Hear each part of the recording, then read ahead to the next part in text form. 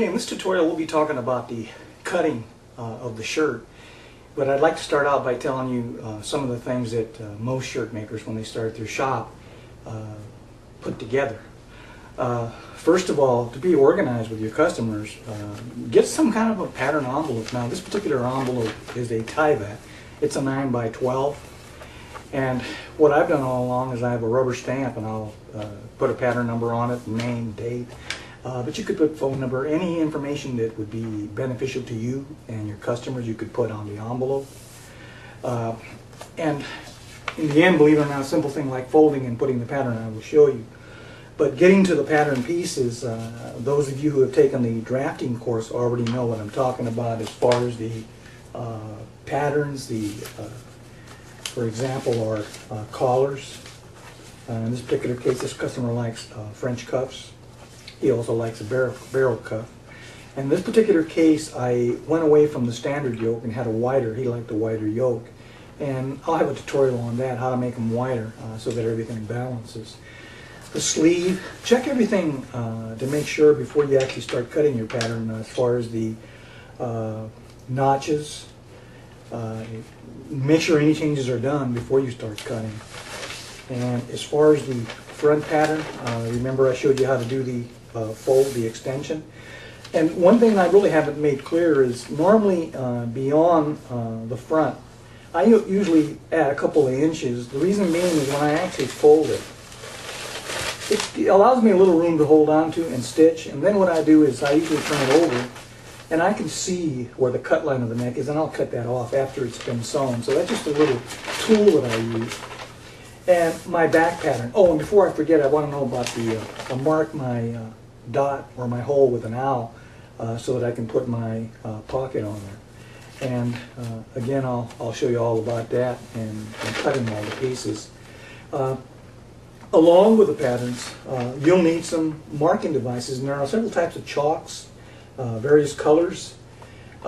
This particular little one here is one that I pick up at motels and hotels. They're usually 1 inch by 1 inch, and I'll shave them and I'll use them for marking. And here's a big one, one of the luxury hotels, and you can see that I shaved it a little bit, created a nice sharp angle, and I'll use that for marking. In our demonstration I'll be using this a lot.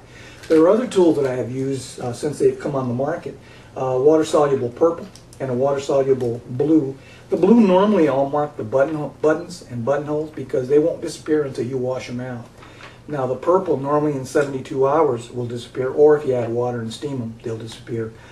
During the course I'm going to be using a Sharpie so you can see the lines on camera. And also you can do a lot of marking of your patterns, especially if they're pastel colors, whites, yellows, light colors. You can use your pencil to mark around the pattern. And there's a couple of methods that I'll be showing you in marking the patterns for cutting. And in the next segment, what I'm going to do is I'm going to tell you a little bit about the fabrics and what you should look for when you're going to cut for your pattern pieces.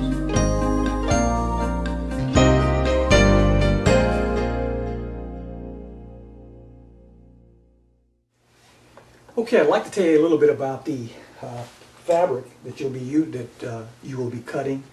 Fabrics for shirting normally come in 36-inch, a higher end. You get a lot of those from Europe. You have to be careful when you're buying 36-inch wide goods because a lot of men are pretty big in the chest area, and you can use a considerable more amount of fabric when you're making a shirt, which can bring up your cost. Normally in America we have a 45-inch good, which I will be using in this tutorial and showing you the cutting, but they also come in widths of 54-inch and 60-inch. I use a company in Europe called Acorn Fabrics. They're very good, they're very reasonable. There's another company here in America called Philip Boeing, and you can go to philipboeing.com.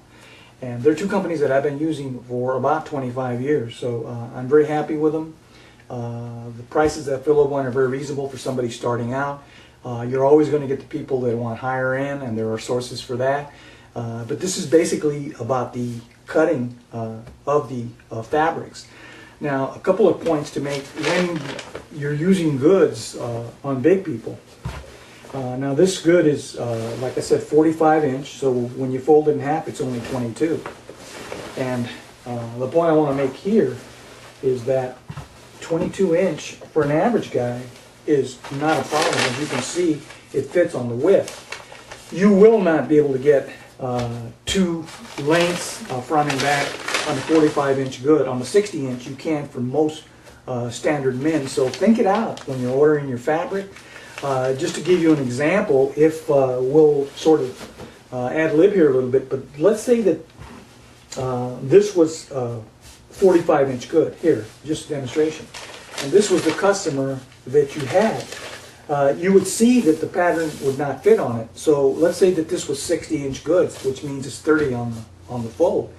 Means you would have to buy an extra length for the fronts and an extra length for the backs. So instead of using 3 yards, you're talking 4 and 5 yards. And you have to figure all this out before you start cutting, before you start charging your customer. Just the points to remember. We're going to start out with the front pattern. And I'm going to show you the cutting of the standard, what I call the box pleat front. There may be other names. I've always known it as that. Then we'll move on to the French finish, and we'll explain the hidden buttonhole. And those are the 3 main patterns that are usually cut, standards, that most men will order. You can deviate from the width of the front plackets. You can make them any width you want if you design them that way, but standard on the front plackets normally 1.5, 1.25, maybe even 1 inch in width on the front. After we tell you about the 3 different standard fronts, we'll get into the back, and I'll tell you about side pleats and center back pleat. And then we'll get into the sleeve, and I'll tell you a few things you can do with the sleeve. And then we'll show you the cutting of the cuffs and collars. And then we'll even get into the cutting of the interfacing. And you'll see how fast it is. We won't be using any pins in this demonstration whatsoever. Shirt makers, I haven't met one yet. There might be some out there that use pins. It's too slow. It's not necessary in custom shirt making.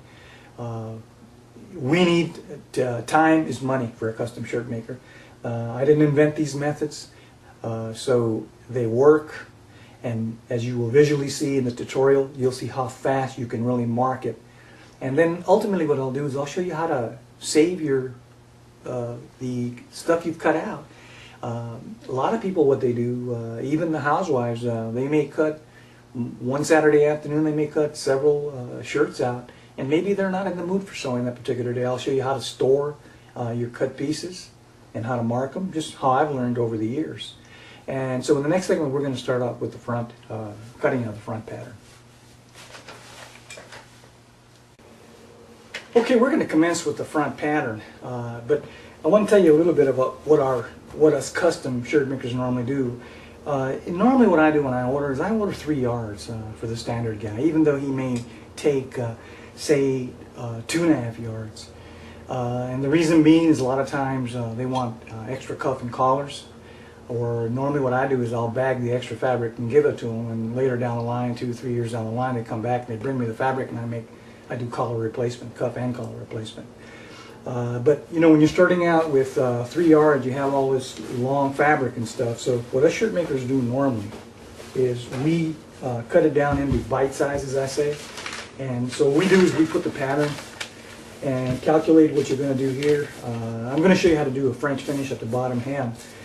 So normally what I do is I'd lay the fabric on it, and I would cut the piece for the front. And I would put those together.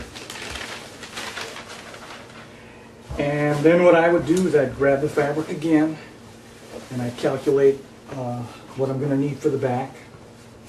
Again, I'd put my back pattern on. Again, allow yourself now. Again, I would cut this piece out and be accurate when you're cutting straight. And there's my back, so I have the back fabric. And the last piece would be for the sleeve. And again, if you put your sleeve on it, you can see that you have some extra fabric up here.